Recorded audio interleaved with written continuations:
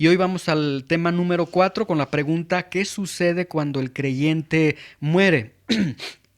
¿Qué sucede cuando el creyente muere? Vamos a dar respuesta a esta pregunta. ¿Qué sucede cuando el creyente muere? Bueno, cuando el creyente muere, ya nosotros desde la clase anterior comenzamos a ver lo que la Biblia nos presenta cuando viene esta experiencia en la vida del creyente. Pero antes de ello, bueno, debemos nosotros entender que la muerte es la cesación temporal de la vida corporal, ¿sí? Y en esta definición de la muerte, una definición corta que estamos haciendo, quiero resaltar esta palabrita temporal. La muerte es una cesación temporal de la vida corporal. ¿Qué significa esto? Bueno, aquí tenemos un preámbulo de que entonces en algún momento el creyente se va a levantar de la muerte, el creyente va a resucitar. Pero bueno, ¿qué sucede cuando el creyente muere? Cuando el creyente muere, la Biblia nos dice que se da una separación del alma, es decir, se separa del cuerpo el alma o el espíritu, ¿sí? Y aquí podemos intercalar estos dos términos, alma o espíritu, ¿sí? Porque en la Biblia se utilizan de manera intercalada, alma o espíritu. Entonces, para no entrar a una discusión, no, es el espíritu, es el alma, vamos a verlo de esta forma. Se separa entonces la parte inmaterial, intangible del hombre. Inmediatamente cuando el hombre muere, se separa el alma o el espíritu del cuerpo. Obviamente el cuerpo queda en la tierra, pero inmediatamente la Biblia realmente nos da una guía, una luz de que es de inmediato. El alma o el espíritu inmediatamente se encuentra con el Señor en la presencia en la presencia del Señor, ¿sí? Se encuentra ahí el alma o el espíritu de esa persona. Dice el apóstol Pablo en 2 de Corintios 5:8, confiamos y más quisiéramos estar ausentes del cuerpo, pero vean, ausentes y presentes al Señor. Ausentes del cuerpo y de manera inmediata presentes con el Señor. Entonces, esto quiere decir que el día de mañana aquellos que hemos tenido alguna experiencia de algún hermano que ha fallecido, cuando está ahí en ese ataúd, él ya no es él, o ese cuerpo ya no es ella, es su cuerpo solamente. Necesitamos nosotros entender este punto, ¿sí? Ya no es mi hermano tal o mi hermana tal, ya no es el hermano tal, no, es el cuerpo que Dios le había dado en esta tierra a ese hermano, ¿sí? Ahora, ¿por qué señalo esto? Que ya no es él, porque Génesis 2:7 nos dice que cuando se une la parte tangible con la parte intangible, es decir, el polvo de la tierra, y hasta que Dios sopló aliento de vida, el hombre se le pudo llamar ser humano, ser viviente, ¿sí? Entonces, esto significa que un ser humano, un ser viviente, se compone de cuerpo, alma y espíritu.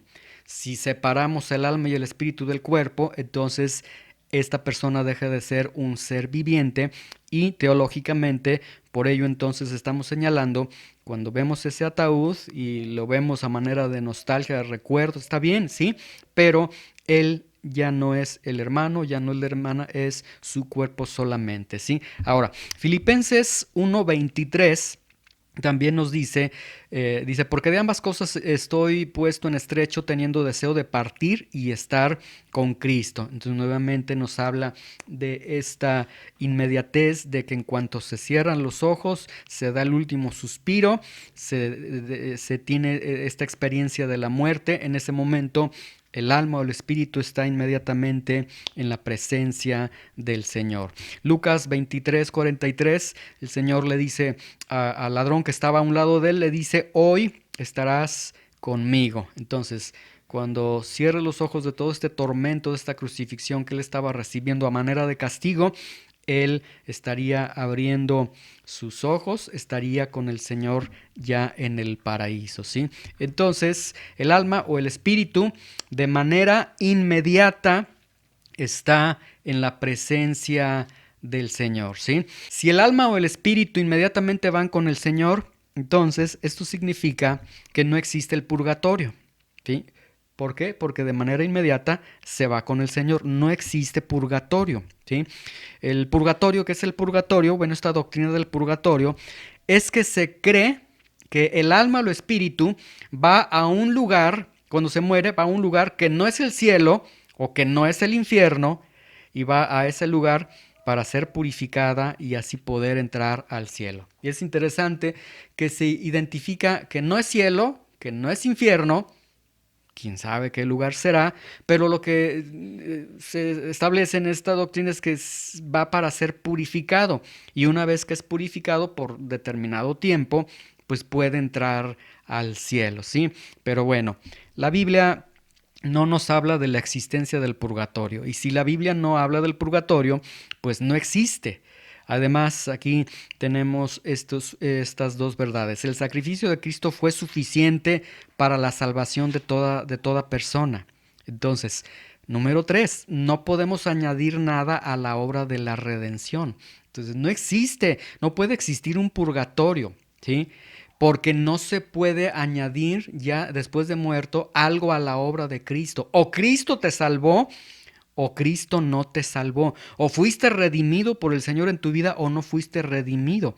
Inmediatamente se va a la presencia del Señor, ¿sí? Ahora, otra doctrina que también es muy recurrente es la doctrina del sueño del alma. Esta doctrina del sueño del alma enseña que cuando la persona muere, el alma o el espíritu entra en un estado de existencia inconsciente, y lo próximo de lo que estará consciente será cuando Cristo regrese y lo resucite, ¿sí? Esta doctrina enseña que entonces cuando la persona muere, queda de una manera en una existencia totalmente inconsciente. Y cuando abre sus ojos, cuando regresa la conciencia, Cristo ya está regresando y Cristo lo está resucitando. Bueno, esta doctrina no es bíblica, porque la Biblia nos está enseñando que cuando el creyente muere, va de manera inmediata con el Señor y se encuentra en una existencia totalmente consciente y en una comunión con Dios después de la muerte, ¿sí? Al ladrón que estaba a un lado de Jesús, Jesús le dijo: te aseguro que hoy estarás conmigo en el paraíso. No le dijo: te aseguro que hoy vas a entrar en un estado de inconsciencia y después nos vamos a ver. Entonces, de manera inmediata, nosotros nos vamos con el Señor. Ahora, ¿qué pasa cuando cuando el no creyente muere? Ya vimos lo que sucede con el creyente. Y bueno, es hermoso lo que sucede con el creyente. ¿Qué sucede con el no creyente? Ahora, nuevamente, quiero hacer la mención: cuando digo no creyente, me estoy refiriendo a aquel que ha sido redimido por el Señor, que ha creído con el Señor. No estoy hablando que se hizo de tal denominación, no, que fue lavado por la sangre del Cordero, que se arrepintió de sus pecados. ¿Qué pasa con aquel que no se arrepintió de sus pecados, que no entregó su vida al Señor? Bueno, cuando él muere, inmediatamente se va a un lugar de castigo eterno, ¿sí? Ya hemos nosotros mencionado que debemos de ser muy cuidadosos de hacer señalamientos o de decir: ya está en el cielo. La Biblia enseña que de inmediato se va al castigo eterno, y entonces esto no es cualquier cosa, entendámoslo con mucho cuidado. Hebreos 9:27 dice: de la manera que está establecido para los hombres, que mueran una sola vez y después de esto el juicio, ¿sí? No tiene nada que ver lo que sucede a nivel de tierra, porque cuando una persona muere, la mayoría casi todas las religiones tienen ciertos rituales, tienen ciertas cosas que hacen, que procuran que la persona, si anda vagando en un purgatorio, que la persona, si no está llegando a su destino, pues que pueda llegar. La Biblia nos está enseñando que no, nos está enseñando que en cuanto muere aquella persona, y en el caso del que no es creyente, del que no fue salvado por el Señor, cuando muere, después de esto, lo próximo que va a recibir, lo próximo que va a experimentar es el castigo, el juicio de Dios. Veamos en Lucas 16:22 y 16:23. Vean, dice: aconteció que murió el mendigo y fue llevado por los ángeles al seno de Abraham, y murió también el rico y fue sepultado. Y esta palabra sepultado en el original griego nos está hablando de que le hicieron un funeral de 7 días, muy pomposo, etcétera, todo ello, ¿sí? Ahora, recuerden que dice el relato, dentro de este relato Jesús dice que decía Padre Abraham, es decir, era judío, tenía conocimiento de la Biblia, etcétera, todo ello. Entonces, este funeral que le hicieron fue un funeral cristiano, por decirlo de una forma, ¿sí? Sin embargo, esta persona, vean, cuando muere, suceden 2 cosas rápidas. Uno, es llevado al cielo, a la presencia del Señor de manera inmediata, y el otro es sepultado, y cuando muere, dice, en el Hades, de manera inmediata, en el lugar de castigo, alzó sus ojos, estando en tormentos, y vio de lejos a Abraham y a Lázaro en su seno, ¿sí? Entonces, ¿qué es lo que tenemos aquí? Que inmediatamente lo que viene es el castigo eterno. La persona se encuentra en fracción de segundos en una eternidad colmado de diversos tormentos. Entonces, cuidemos de decir ya descansó. No, realmente el dolor comenzó, y de una manera totalmente atroz, en la vida de aquellos que mueren, que parten sin el Señor, ¿sí? ¿Por qué? Juan 3:18, 3:19 nos dice: porque el pecado es que ellos no creyeron y han sido condenados. ¿Cuál es el grosor de este pecado? Que la luz vino al mundo, que Jesús mismo, que la luz misma vino al mundo, y que cuando la luz de Cristo alumbró a sus corazones, como ya vimos, a través de sus corazones, en la ley moral de Dios escrita, a través de sus conciencias, a pesar de eso, los hombres amaron más las tinieblas que la luz. Es decir, el Señor hizo todo para salvarles, pero ellos amaron más sus pecados, amaron más su forma de vida. Es que vida solamente hay una, es que hay que preocuparnos por la vida, es que luego me arrepiento, etcétera. Y entonces vemos que es un pecado terrible. Ahora, cuando se está en este lugar de castigo, no hay forma de salir, no hay segunda oportunidad. Entonces, realmente, como veíamos en la clase anterior, cuando muere alguien que no fue redimido por el Señor, nosotros en verdad nos vamos a encontrar en una situación de máxima tristeza, de desconsolación, porque ya no se puede hacer nada, porque aquella persona, o quizás fue un ser querido, un amigo, etcétera, no va a poder salir de ahí, no habrá segunda oportunidad, y seguramente en ese momento estará gritando de una manera impresionante por todo el dolor que tiene, ¿sí? Lucas 16:24 al 31, vemos aquí la narración que nos da el Señor. Dice: entonces él, dando voces, dijo: Padre Abraham, ten misericordia de mí y envía a Lázaro para que moje la punta de su dedo en agua y refresque mi lengua, porque estoy atormentado en esta llama. Pero Abraham le dijo: acuérdate que recibiste tus bienes en tu vida y Lázaro recibió sus males, pero ahora él es consolado y tú estás aquí atormentado. Además de todo esto, una gran cima está puesta entre ustedes, entre nosotros y ustedes, de manera que los que quieren pasar de aquí para allá no pueden, ni de allá para acá. No hay forma de salir, no hay segunda oportunidad. Vemos que incluso le hace un ruego muy genuino al padre Abraham. Le dice: pues manda que a mis familiares para que no vengan a este lugar de castigo, para que se arrepientan. Manda a Lázaro. Y vemos ahí que el Señor dice, no, tienen la ley y la ley les basta. Entonces vemos que en este lugar de castigo no hay forma de salir, no hay segunda oportunidad. Y estamos viendo aquí de manera indirecta lo que vimos en la clase anterior. La conciencia, vean que la conciencia del rico le está carcomiendo, ¿sí? Señor, envíales para que les testifiquen, para que no vengan a este lugar. Yo sé que ya no voy a salir de aquí, pero que no vengan ellos. Ahí está la conciencia y la conciencia estará trabajando de una manera impresionante. Entonces no hay forma de salir, no hay segunda oportunidad. Ahora, tampoco existe lo que se llama la doctrina del aniquilacionismo.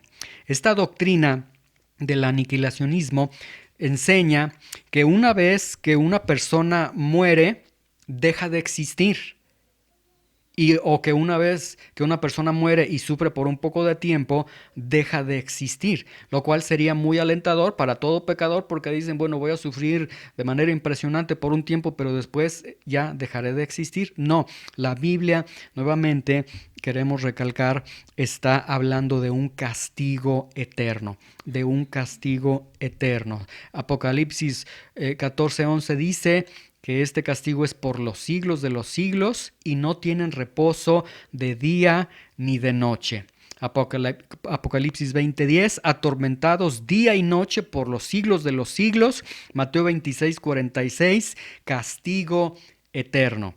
Piensen en un momento en Caín, que mató a Abel. Cuando él muere, y de esto estamos hablando aproximadamente de 6,000 años. Entonces vean, 6,000 años y todavía Caín sigue por los siglos de los siglos sin reposo día y noche, atormentado día y noche por los siglos de los siglos en un castigo eterno. Entonces, esto es lo que sucede cuando cuando el no creyente muere, ¿sí?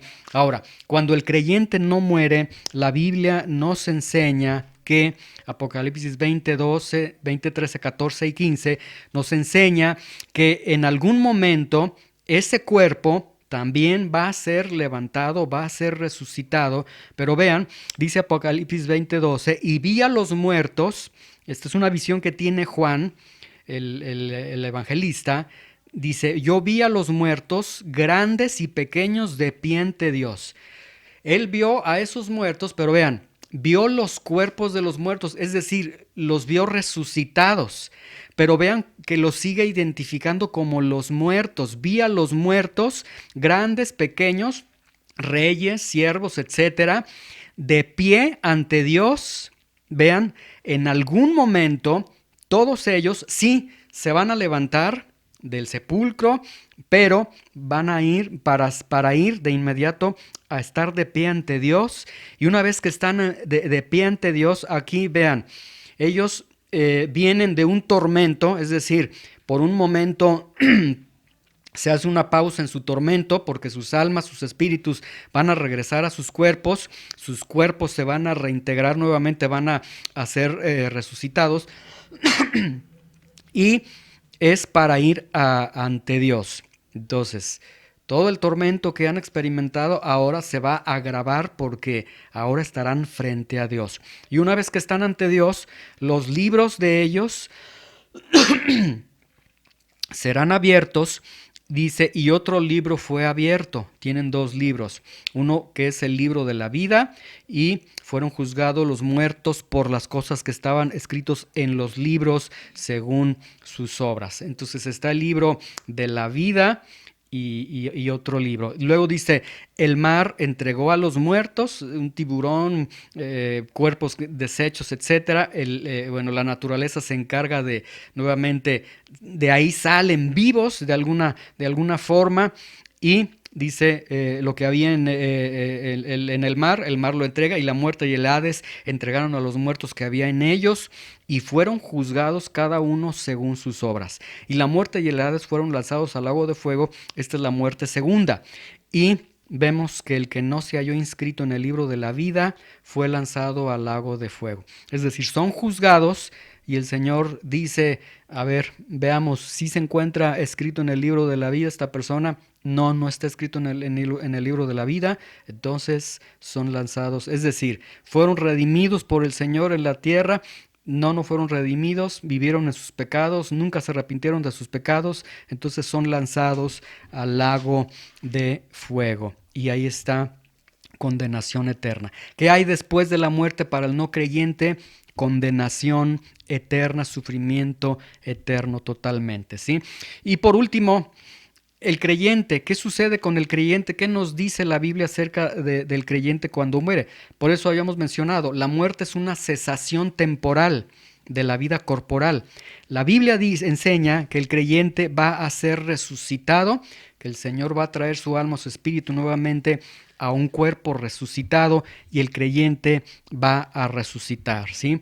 Y surgen dos preguntas que serán dos preguntas que vamos a tener para la clase siguiente. ¿Cuándo recibiremos los creyentes cuerpos de resurrección? ¿Y cómo serán nuestros cuerpos de resurrección? Porque aquí hay una gran duda. Bueno, si una persona murió siendo niño, ¿cómo el Señor le va a dar su cuerpo? Si alguien murió a los 80 años, ¿cómo va a ser su cuerpo? Y nos vamos a ver las maravillas que la Biblia está presentando de la edad que van a tener los cuerpos de resurrección que el Señor nos va a dar a cada uno de sus hijos. Va a ser algo impresionante, pero esto será para la siguiente clase. Muy bien, vamos a concluir nuestras clases.